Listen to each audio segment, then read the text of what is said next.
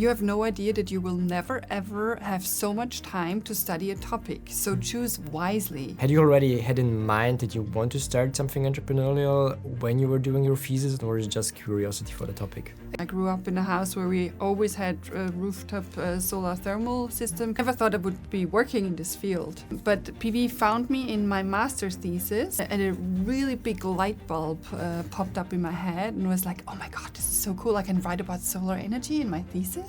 I totally do this. But then you decided to found a company on your own. Why are we importing so much energy? We have everything here. Like, we're sending millions and trillions of euros outside the country, losing wealth. The cool thing is, it's not only suiting the climate, it really suits the economy. What do you hope people remember about you? My spirit, my passion. I like to party and to celebrate life, and that we all should not take everything too seriously.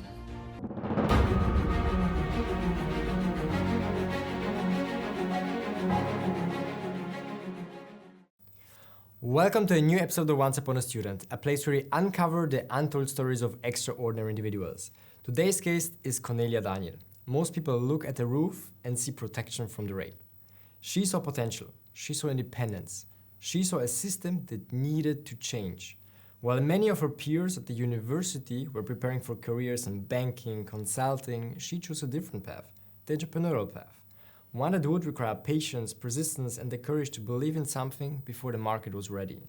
From studying the Australian sun to equipping hundreds of company rooftops in Austria, to being named Austrian of the Year.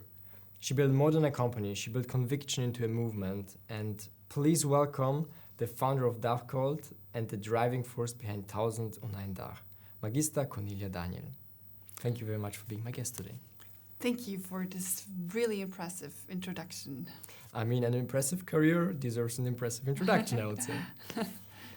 So welcome very much to our podcast. And Cornelia, you were an IB student at the VU Wien in Austria. Mm-hmm. And most of your peers, like I said, were heading towards banking, consulting, like the classical path after university. Mm-hmm. And at that time, were you searching for something different, or did the theme of photovoltaic find you? Mm-hmm. Well, I think when I started university, I had this idea of consulting, Procter & Gamble, whatever in mind. But I quickly realized that that's not my path.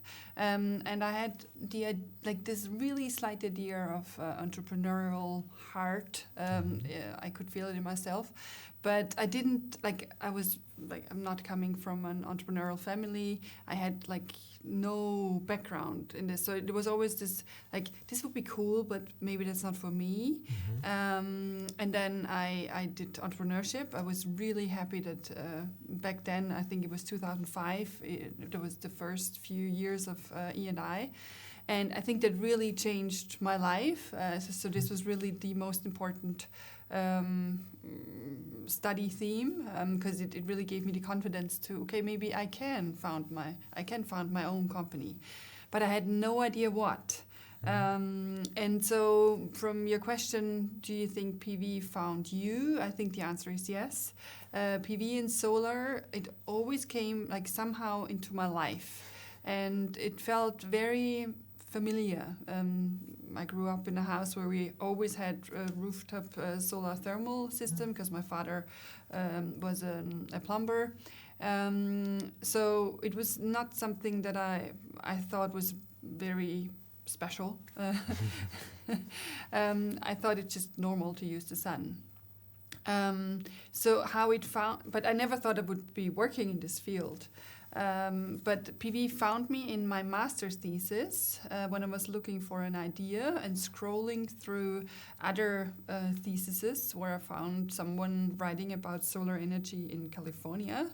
Then a really big light bulb popped up in my head and was like, oh my God, this is so cool. I can write about solar energy in my thesis. I totally do this. And since I studied in Australia, where there's abundant sun but no solar energy, I was like, why is there not more solar energy in Australia when they have so much sun? And that's when I started my master thesis about market entry of an Austrian company into the Australian market, and I had the chance to work 6 or 7 months on just solar energy, and that's how I learned everything about it. Oh, that's awesome. And you mentioned that you had no familiarity with the topic of entrepreneurship. And I can imagine it's very difficult to find the courage to get into like this founding spirit. Had you already had in mind that you want to start something entrepreneurial when you were doing your thesis, or is it just curiosity for the topic? Like back then, that was just curiosity, and I was really happy that I was working on something that I'm interested in, and that's what I always say, students, like, you have no idea that you will never ever have so much time to study a topic, so choose wisely. Don't choose anything just to get it over with, just choose something that you're interested in, and you can always tilt it in a way that fits your whatever you're studying. And that's why, like, I did solar energy, but I did market entry analysis. So it fits the economical part of it. But of course, you have to deal with everything that comes around. And so this was just curiosity. I could really feel that all this energy autonomy that really hit something in me. I think it's like when you get into this, it's so, oh my God, like, why are we importing so much energy? We have everything here. Like, we're sending millions and trillions of euros outside the country, losing wealth. Why not use it here? And I always had this economical spirit in my mind. Climate, everything fine, but the really, really, like, the cool thing is it's not only suiting the climate, it really suits the economy. It helps us. And it's like I could go on and on why this is so important, and I'm like, why is not everyone understanding this? It's so obvious. And so it was really triggered by the idea of independence, and I think that's something that's really that's my deep in my heart. I'm a total independent soul, and so this fits my core value. Because solar energy makes you less dependent from fossil fuels and all these dictators out there. You mentioned something amazing, to be independent. You then worked on a company that was doing a PV, if I'm correct. Yes. But then you decided to found a company on your own. The funny thing is, when I finished university, I had this very, very important thought that was like, I knew I want to do something entrepreneurial, but I didn't know what. So I decided I need, like, if I go into a corporate, if I go into a big company, then it's really going to be hard to go back to start a startup. So I decided I'm fine with a 20-hour job. I've been doing 20-hour jobs all my student life. So I just keep on doing 20-hour jobs. So in the other free time, I'm trying to figure out what I want to do on the entrepreneurial side. That was also like one of my best decisions in life. So I was looking for a part-time job, and then this solar job came into my life. Like one of my colleagues, she sent me, look, like I know you like solar energy, so maybe this is a job for you. And it was even on the VU website, on this student jobs website. And there was this 20-hour job in a solar investment company.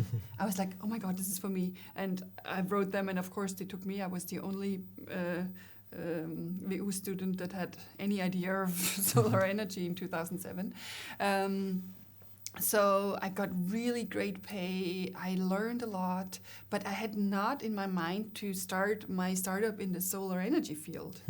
So that was not in my head back then. I was looking back, it's so crazy. Like working in this big it was a small solar company, doing these huge projects, and on the other side, in my free time, I was working in a sustainability entrepreneurship initiative, like to enhance sustainable entrepreneurship ideas in Austria, and I started companies, like I did the ring of sustainability, and then I wanted to start a potato salad company, and then like a battery company. So it was like just doing anything, like really struggling in my quest on finding what to start, while I was already working in the field that was going to be my startup.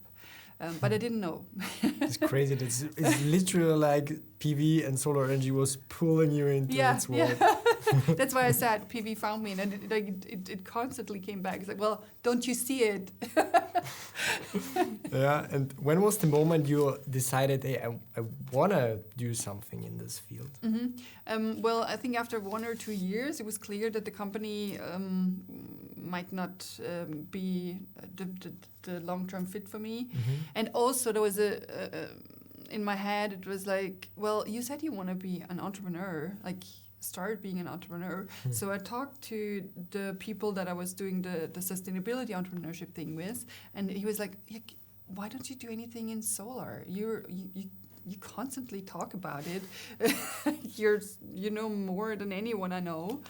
And I was like, yeah, but it's boring. It's like, what, should I be, a solar consultant or something? Isn't that really boring? And that's a story I hear a lot from entrepreneurs, that the things that they feel that are easy, like you think like that you cannot do this because that would be too easy. Yeah. And then I did, but then I quit the job. I was like, okay, I have to cut the cords. And like, okay, I'm doing, and then I did this entrepreneurial program at IMS. And then I thought, yeah, I'm just gonna say that I'm gonna be a solar consultant, because that's something they might understand. But on the other side, I want to do something much more fancy, because that's too boring. And yeah, I did what was it? A pump storage something in small scale with oil tanks. Okay. Sounds complicated. Yeah, I thought I needed to do something really more fancy. But then people came up to me. It's like, well, you know, solar. Can you help me with the subsidies in Austria? And then also the scheme changed, and I said, okay, the energy scheme changed. I can build my own solar plant. So I built my own solar plant, and then people asked me, can you help me do this? And that's how it started. So that I helped company get the subsidies, calculate the plants, like, are they economically viable? How much will it cost? And that's how Dachgold started. Awesome. So it started basically as a consulting company in the beginning. Yes, it is still, but with the add-on that we also help in the deployment in the end. That's awesome. And you mentioned one thing that I'm 100% sure is true, is that we founders often, when we start off, we try to find the most complicated solution, because we think every simple idea is either already being used in the world, or it's just not enough to become an entrepreneur. But when you look at the ideas that become successful, most of them were actually very logical and not super complicated. Yes, right, yeah. And it's there's something in your mind that really prevents you from doing it, because you're stopping yourself, actually. Yeah. It's just some kind of ego thing that's too easy. You can't do this because it has to be hard.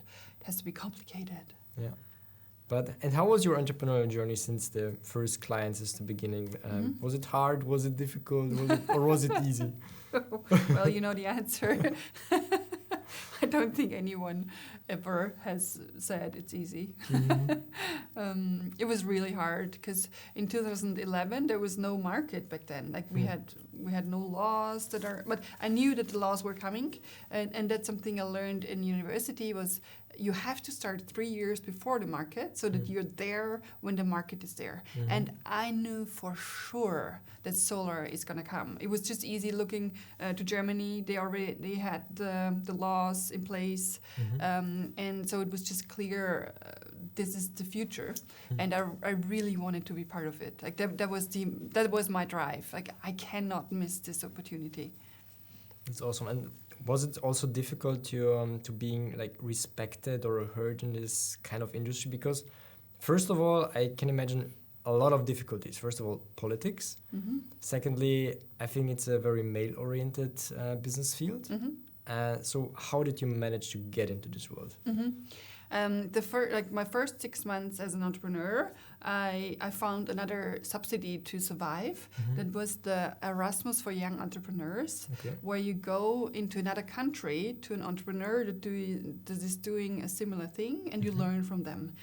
So since Germany, like in 2011, was at the peak of PV in all over the world, actually, I was looking for a company in Germany to learn how they did it.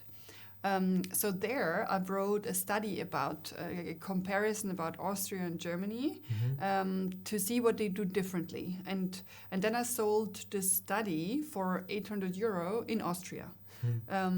So this study gave me a lot of a big stage, because then there was this lady, this young lady, writing about PV in Austria that no one knew, and so I think that was my first entrance into the field.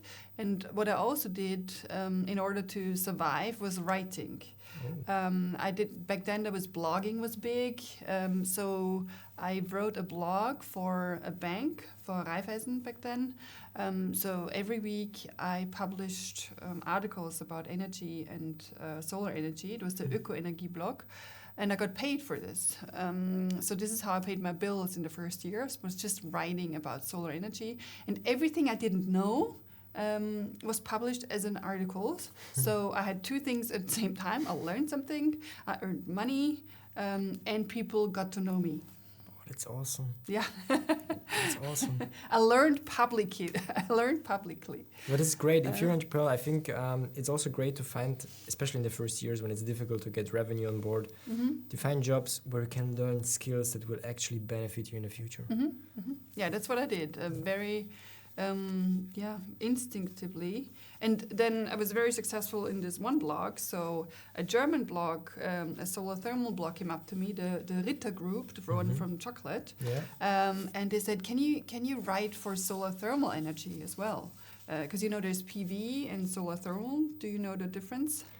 No, and our audience probably neither. Yeah, that's one of my quests, is that everyone knows the difference between solar thermal and PV. Solar thermal is the things we know in Austria for 20, 30 years, just the water pipes on the roof. Solar thermal makes warm water, hot water, and PV produces power. And in like 2013, 14, I think 13. Then I wrote for the Ritter Group, the chocolate, because what few people know is that they also have an energy side. Because in 1989, when Chernobyl hit the world, there was lack of hazelnuts in the world because they were all contaminated. And that's when Mr. Ritter decided this is not the world I want to live in, and founded a big solar thermal company. Wow, that's very interesting insight. Yeah, and for some years I wrote for them on solar thermal energy and like big size. They do the vacuum tubes, the one for industrial use. Awesome. So I think 3 to 4 years I paid my bills mostly with publishing and with learning about all this, and then I realized that at the beginning of when I founded Dachgold, I wrote up a mission, and the mission was a solar power plant on every roof. That was from Bill Gates. It was a copy from Bill Gates, who said in 1979 he wants to see a PC on every desk. And I had this book, and it said you have to have a mission in your company. And I had no company, but I had a mission.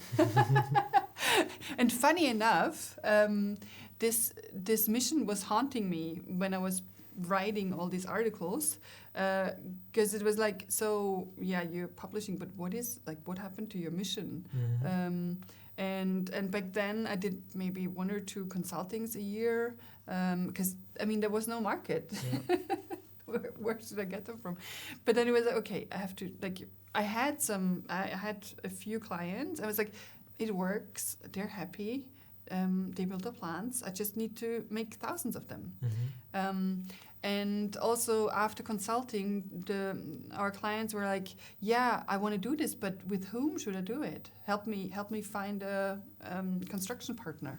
And that's when I tried to find construction partners, and one of them was exceptionally good. And that's when we partnered up and said, okay, we're going to do this together. I do the marketing consulting and you build it. And we want to do lots of them. And that's how 1001 Roofs was started as a joint venture with Dachgold and 10 hoch 4, so that we could do a one-stop shop for companies who want to invest in PV. It's wonderful. And I think in this world, partnerships and collaboration is one of the most underrated aspects in entrepreneurship. Because so many people are enclosing their idea. I don't want to talk about it. I'm afraid that someone will steal my idea, especially with talking people in the same industry. But what they don't see is sometimes you have to work together in order to push the industry. Okay, someone might steal 2 or 3% of your market share, but if the whole market grows because your collaboration, you can still gain a lot out of it. And I think that's what happened. I think we really, with our initiative, we gave the whole industry a big push. That's awesome. And I think everybody felt it in the whole European Union. There was a push towards green energy. There was a push towards building photovoltaic, water energy, wind energy. But I think in the last few years we made a few steps backwards around the whole world. And how do you feel the world is changing? Do you have still the hope that this mission of a photovoltaic, a PV at every roof is still manageable? Or? Absolutely, because the business case is just there. And what I think is interesting that all the rest, like China, India, they're ramping up PV like crazy. It's like hundreds of gigawatts that you can't even imagine, because it's the cheapest. It's the cheapest source of energy, full stop. And I just cannot believe that not everyone knows it already. And it's like this is the solution. You ramp up PV and wind and batteries, and you electrify your economy, and you are rich as a country. So why is this backlash? Like from what I can see in our clients are corporates, companies, and we could feel the recession in the second. So I remember in October 23, all of a sudden it stopped, and I was like, what happened? And in January I heard the economist Feldbermeyer, and he told us in October 23 the recession started in Austria. I was like, that makes sense. Because of course, when you're afraid, when you're scared, when you don't know if you survive, you don't invest into your own energy supply. You just survive. So as soon as we get our heads around and we get, I would so wish for this new picture of Europe as the also like China, just electrify and just build up renewables. And of course we have a problem with the grid, but that's another story. Just solve it. I mean, it's all solvable. Isn't it a very short-eyed frame that we are following here in Austria and Europe? Because for a short time it may be cheaper and it will be more difficult. It's not even cheaper. Not even cheaper, yeah. And it's just we're in pause mode at the moment, like freeze mode. I think psychologically, like there's someone threatening you, and you're like, freeze. But we and both I think know that freezing is the worst thing about innovation and entrepreneurship. Yeah, well, we need to get Europe out of the freeze mode. Yeah, we have to move. Movement is so important in entrepreneurship. Also in a personal journey, I don't know what's about you, but I saw it, especially in the last few weeks, last months, when there are many projects that's been pushing forward, you just feel so more energetic, you feel so more optimistic. Yeah. It's also interesting that the sun comes out and the phone rings again. Wow, crazy. Is it so? It is. Yeah. We're so, we're all very easy minds, easy mindsets. And do you think this is correlated because you have a PV company that when people see sun, they say, Of course. I could make I could energy out use of it. Yeah, it's as easy as that. Awesome. And I mean, you got rewarded with so many awards, and this is truly inspiring. I mean, you are inspiration for so many entrepreneurs and also female entrepreneurs. I hope so. You are. When I was studying this podcast, I was obviously researching for super successful entrepreneurs from our university, and you were the first name that mentioned that Really? popped up back then. Exactly. Yeah. Really? Yeah. Wow. You're also mentioned on the VU side as the special alumni, as special entrepreneur. Really? Oh, wow. Yeah. I don't feel that way.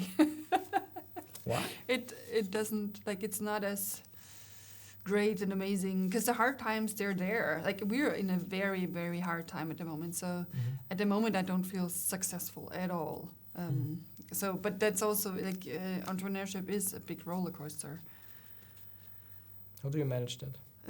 How do you manage that? It's I know it will get better. I mean, that's what I tell all my students also. You have ups and you have lows, and you just have to go through the lows, and then the up will come again.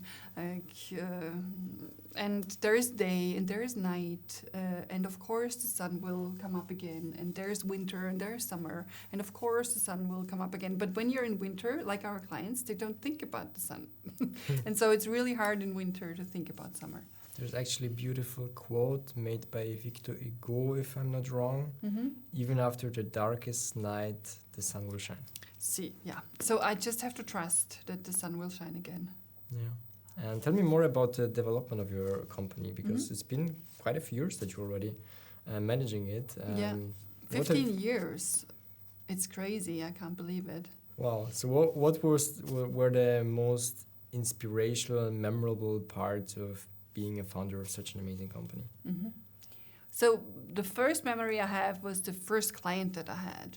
Someone at a network event, there was just this guy coming up.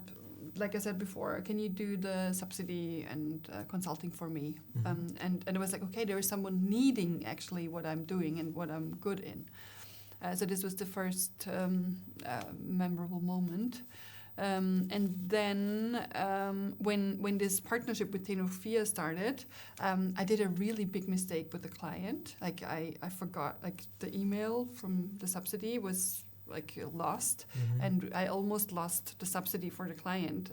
And I was like, oh my God, this is the worst.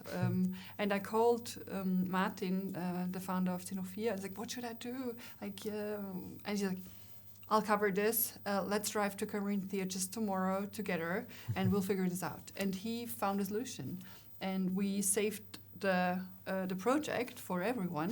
And this is how our partnership started. Crazy. And from then, from over 10 years, we're working together now, and that was the beginning. And then when we won the 20,000 euro for the idea of 1,001 roofs, that was really a game-changing moment, because we had nothing. I built logos for €5 on Fiverr. We had no budget at all for marketing or whatsoever. And then all of a sudden we had 20,000 euro to do nice folders, to really make a brand out of it. And we had the publicity of winning this first Green Start Award. It was the Green Start Award that I think we were the first round, yeah. And actually people believing in us, and I was like, you know that this is impossible, right? Totally impossible. But this big idea was rewarded. Even the possibility to think this big. And I think that's something that I'm good at, really thinking big. And then and so we won this award, and then that was the first time I thought I have a real product, because the years before it was I do a bit of consulting, and then I write. And so there was not a product itself that I could sell. And then with this one-stop shop where we said, okay, we take care of everything. You have the roof, you have your business to take care of, we take care of the PV plant. And people really needing this and being thankful for it. And I'm so proud of all the clients that we convinced in 2016 and 17 and 18, because they were the front runners. They were investing when everyone said, like, no one does PV, that's too expensive and everything.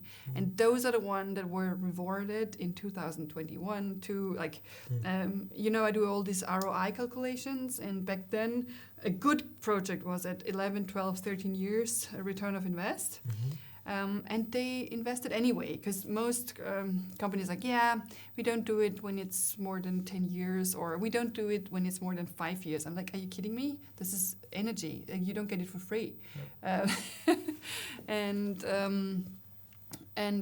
so I'm so happy for all the clients that we convinced in these years where it was not so good, but they had the best, the plans are like, they weren't at 13 years, they were finished after 5 or 6 years. Wow, that's a success story. Mm-hmm. And this is also, energy is one of the most political areas that you can get into. How difficult it is to sometimes not having the, how can I say it, not the power within yourself, because I don't know how to frame it, but when, for example, the politicians decide something like against green energy or something, we're so much dependent on politics. Yeah, that's really something that that's so hard, because you build up a company and then there is a political change and you have to release half of your employees, because it's just like that happened 2 years ago. But I'm lucky enough to, like, at least in Austria, we are small enough that the politicians also listens. Like, I have the feeling that sometimes they really listen to what I say. They can't always do something about it, but I have a voice, and I think I don't feel completely powerless in this system, because when they do something not so good, I can say it, and I don't get killed for it like in other countries.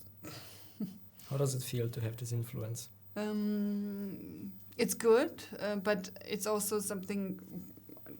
There is also other powers that I cannot influence, and we have learned to go with the flow. Like, even if it's hard, we keep on going and do what's best in this framework. Okay, we always fit to the framework. And for example, now batteries are the ones that are easier to work in this framework at the moment. So we're shifting more towards batteries. And I may say, maybe first time on this podcast, we might start a 1001 battery initiative. That's the first time I say it, so maybe I have to do it now. I'm excited, and I will watch your journey on that. And you also mentioned to me that you are now teaching students about entrepreneurship, about sustainability. Where did that came from? Since I'm a woman in a male field and in the startup sector, I get invited to podiums and podcasts a lot. And there was this one podium in Graz, where, like, it was mostly girls, I think, and I think I talked very openly there. And then there was a professor approaching me. He's like, and he said something really, really nice. He said, I can read between the lines that you're saying that you've got something to say.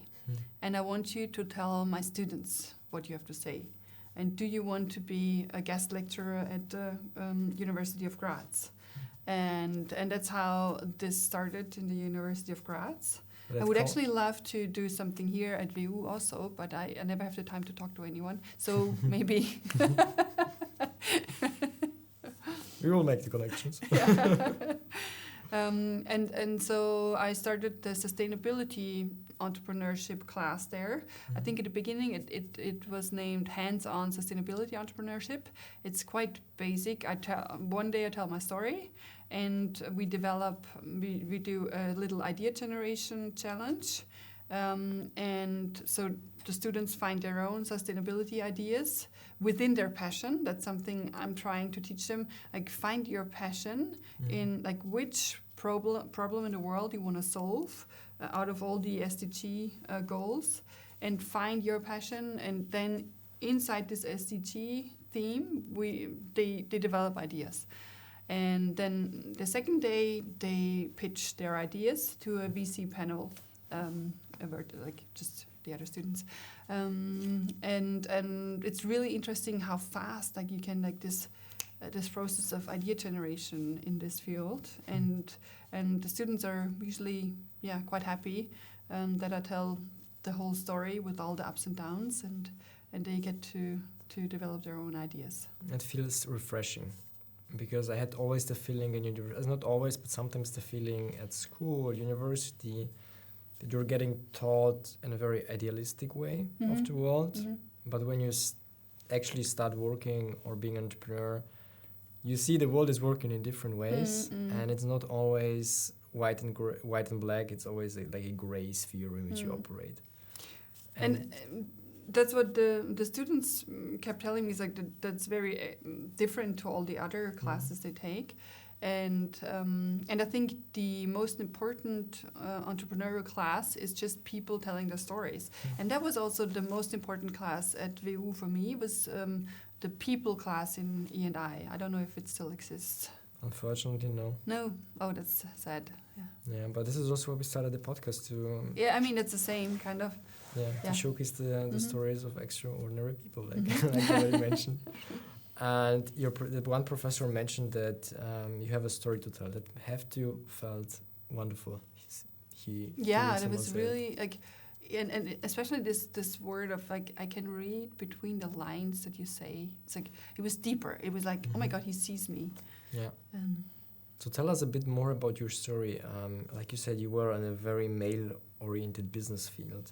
Have you ever felt that you had to push more because of that, or? Actually not. Like, there's something, like, I don't know psychologically what it is, but I have a blind spot in this man versus woman thing. I don't see it. I think I had an advantage. Maybe I haven't, but that's how I see it. That like I got much more press than male colleagues in this field, and that helped us get more clients. But you're articulating very well, so I see why they have chosen you. Okay. Yes, I also think it's like it's not only because I'm a woman, but it's also because I have something to say. But I mean, there was one time a client where like he was really irritated that he thought that I know more than him, and then I realized this, and then I let him win, and he was happy. That's very smart. You never show everyone your cards. You know, but there's this wonderful quote. I think it's from I don't know if it's Japanese theory or Chinese theory, but there is sometimes you have to play dumb in a room in order to win in the long term. Yeah, we just have to know when to play what. Yeah. It's kind of like chess. And I think the problem is that some people have or feel within them that they have a huge ego, and for example, when someone's challenges them, then they want to go give over it. Everything away. And I think this is also a very good tip to not always listen to your ego. Yeah, oh yes. And you have to know yourself. I mean, I think you cannot be an entrepreneur without going through therapy. You need to know all your flaws, you need to know all your core beliefs, and you need to know what's stopping you from being successful. Yeah, someone once mentioned to me that entrepreneurship is personal development on crack. Yeah. Because the learning curve in my personal development is almost, I mean, identical to the success curve. Yeah, and how do you encourage your students to found also the ideas that they come up with? That's almost impossible. I was very I also have to feel that this startup energy is fading a bit. Like people are like they also like 10 years ago it was like, yeah, you have to like entrepreneurship and startups and everything is hyped. And I think this hype has faded as well, and people realize it's not as easy. Like it's not the I started a company and I'm a millionaire a year later thing. I think the dropshipping phase played also a role into it. Everyone was dropshipping phase. In my phase, there were a lot of people who just wanted to dropship, so bringing products from China to Europe and sell them for a higher price. And when I was studying, this was the hype. Everyone was trying to do it. And I think because some of those people made a lot of money, there was this mindset that, okay, it's super easy to become an entrepreneur. I want to do it. And easy, if I'm not having like 1 million revenue in 3 months, I'm already not a success. So. Yeah. So in the last few classes, there weren't many that really wanted to start a business. So we just did it for fun. And there's always one girl in particular that's like, okay, she might do something. And I always say, so really start anything and do it. And but it's not mainstream. So it's really hard to really get people to. I also tell them this is not the idea you're gonna start your business with potentially. But I encourage you to just practice. Practice ideas generation and then go 3 steps and then you see how it goes and then you skip it and then you go other 3 steps. So just do something to. I mean, I founded 5 businesses for 3 days each. And then you see where it goes. But just okay, what's the solution? Who does it? Who would buy it? How much would it cost? Like all these questions is important to ask yourself. What kind of advice would you give to entrepreneurs based on your career? Yeah, just never give up, perseverance, go through the up and downs, and you should really be in a field where you have a lot of passion. In English, it doesn't work so much like this, but in German, it's Leidenschaft. And I think that tells the passion. Yeah. Yeah, I agree. But I mean, the Leiden from the... Yeah, that's what you mean. Yeah, now I got it. Yeah, a switch didn't want to happen in my mind. Yeah, yeah, I agree. And and what do you think were the most difficult parts of your career? I think the last 2 years were the hardest, where like all the whole system changed, recession, and then like letting go of many of the employees to survive. The last year's phrase was survive 25. And now it's thrive 26. It doesn't rhyme yet. Yeah, we have to come up with a better rhyme. And why exactly did you wanted to? Because you started 1001 rooftops. Why exactly this number? Because 1000 is just boring, and there was also this like I mentioned, there was this guy that came up with Dachgold. He also came up with because I said I want to do 1,000 roofs, and he's like, why don't you do 1001? It's just marketing. No, that's awesome. So simple tricks already triggers in the brain. Yeah. And the first logo was actually like this 1001 storybook. It's really ugly. And you already mentioned that there are many ups and downs, many difficult challenges on your journey. How did you navigate those feelings, that regulation, skepticism, sometimes that you don't have power over external outcomes, and you had any techniques or what helped you in that journey? Breathe. On my actual notebook, there is the sticker that says, "Breathing helps." I really don't know. Like, it's just breathing and trust. Actually, I'm a very positive person, where it's like, okay, in the end, you have to trust. Like also, Apple guy, what's his name? Steve Jobs. Steve Jobs. He said, you can only connect the dots afterwards. Before you have to trust. I think the hard phase is now, like, we need a bit of a shift from just solely PV towards electrification, batteries, a whole new sales system. I just built up a really big AI system. Wow. I've been working a lot with AI last year. That took up a lot of time, but it's like that's what you do in those phases where, like, the shifting is like you have to find out this pivoting. And since I'm alone again, I like at peak I was with 4 people, and now I'm alone again. So I'm building it up all with AI, and it's crazy what's possible. And it's also crazy how long it takes to get to get something out of it. It's all this trial and error, and the first year was just error, and now I found a guy who helps me. It's like, because I never came to the end. I started something, was totally excited, and then something didn't work, and now I have someone that's like, okay, I want to do this and that. What do I have to do? And so he said, click here, click here, click here. And so I have a huge AI system running.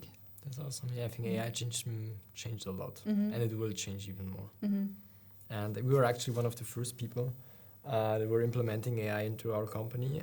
It was already with the first ChatGPT-3. Okay, it helped us so much, but our learning was the more and more people were starting to using it, we backed down from that because we saw that, in my opinion, one of the most crucial skills in entrepreneurship, it is to make decisions.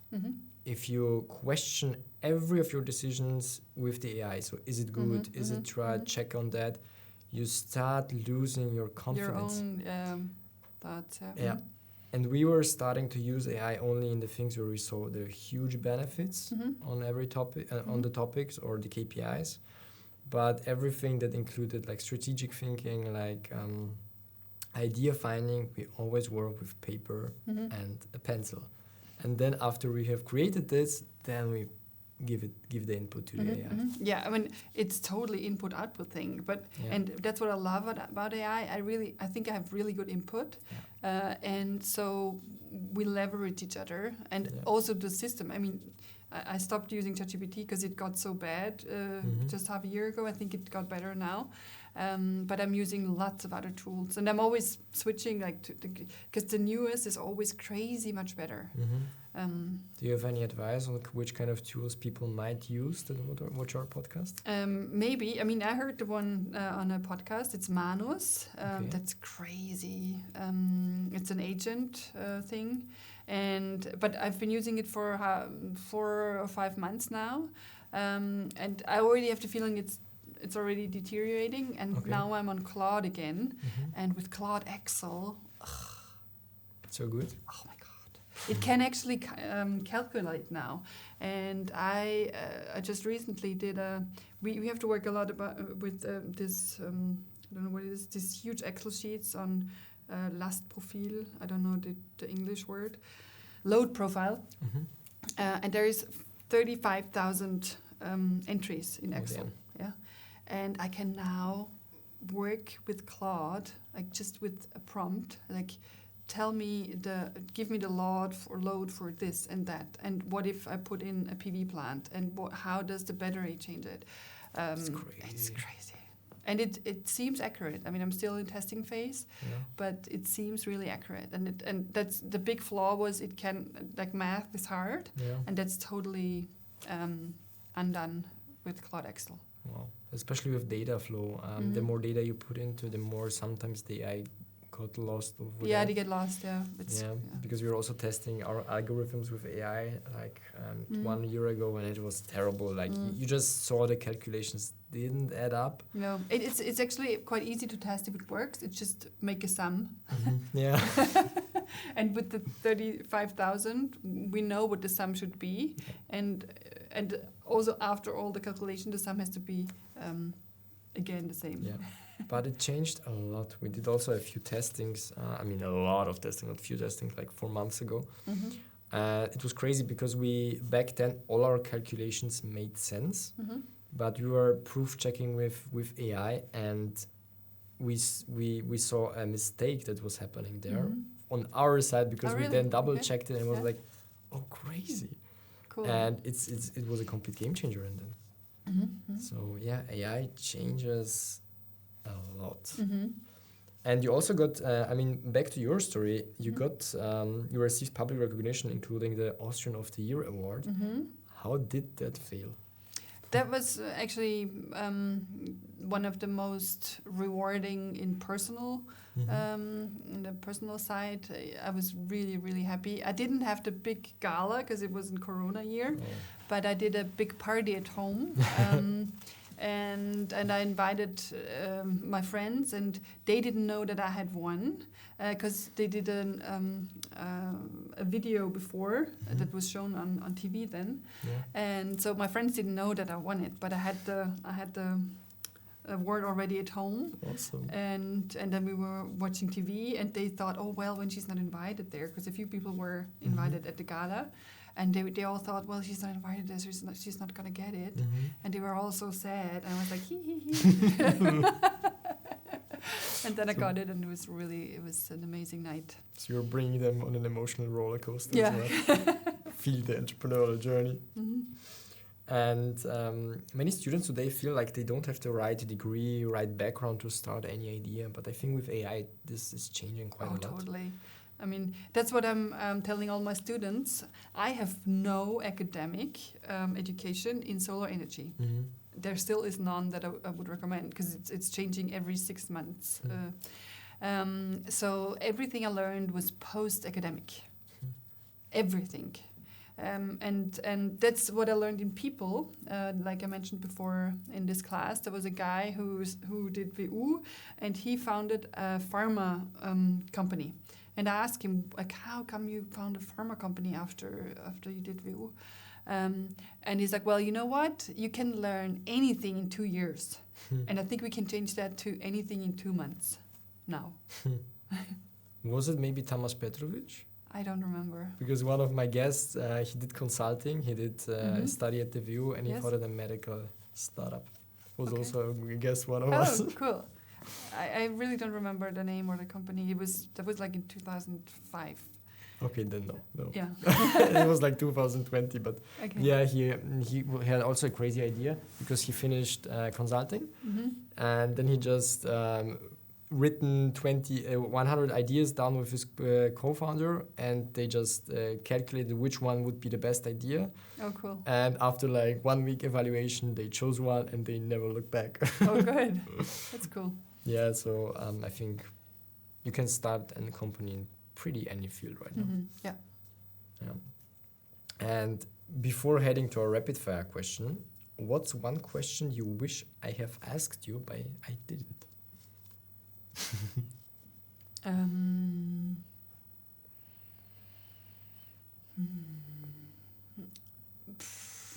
That was different in our preparation. Yeah. I don't know. So, maybe other question, what do you hope people remember about you?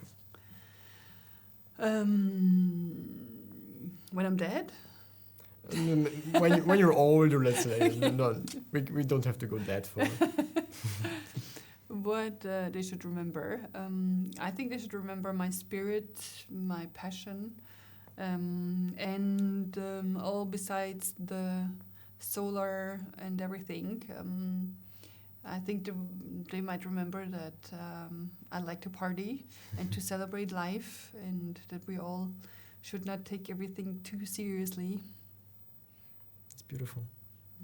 It's really beautiful. And do you want to write a book one day? I mean, you have so much knowledge. Yeah, I did. I did write some books. I made all my blog posts into little books in self-publishing. I would never do it again. I really, really would like to write a book one day. I think that's something that's still on my bucket list. Yeah, I think I think you have such an inspiring, and like your professor once said, there is a lot of between the lines. Mm-hmm. And I think if you decide one day to share this story, I think this will inspire a lot of people. Oh, thank you. That's really kind. You're welcome. And now our final part of the conversation, our Mhm. rapid fire questions. Yes. One book every student should read. Very important. Der Weg zum erfolgreichen Unternehmer von Stefan Merath. The Way to a Successful Entrepreneur. Most important. Full stop. Crazy. I haven't read it yet. What? No. You need to. It was Think Again by Adam Grant. Okay. It's not an entrepreneurial book at all, Mm-hmm. but it changed my perspective totally. I think I mentioned already once or twice at the podcast, but what I thought it's super interesting. We often have our own opinions and we Mhm. stick by them very strongly. Mm-hmm. And this book made me rethink about it because when we, for example, have a conversation about any topic, Mm-hmm. you have your perspective, I have my perspective, and no one of us is right. The goal of each conversation is to come the real truth a bit closer. Oh, yeah. And this openness to our opinions, to our perspectives has changed my whole perception of life. Mhm. Yeah. And one uncomfortable truth about entrepreneurship. It's hard. What should I say? It's not the easy way, but it's a rewarding way, but it's hard. So in the end, it is worth. Yeah. What is one thing students underestimate today?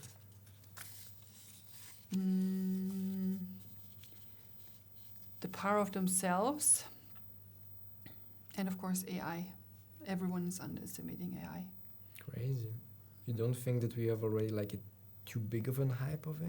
No, I don't think so.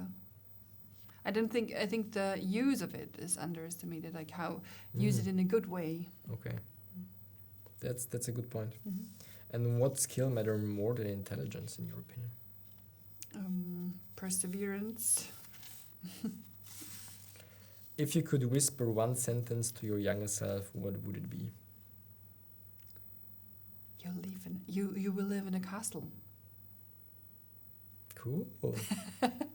Is it reality? Yes, Oh, wonderful. That's a wonderful insight. that's a good stop. Yeah. So, Daniel, Cornelia, thank you very much for your time. I think we had a very wonderful conversation today. And I think so too. Thank you so much. I thank you also for sharing so many details about your life. I find it very authentic with you. That's what I'm doing. Yeah, that's what I am. Thank you very much. Thank you. And lots of success and all the best for the future. Thank you. Thank you very much.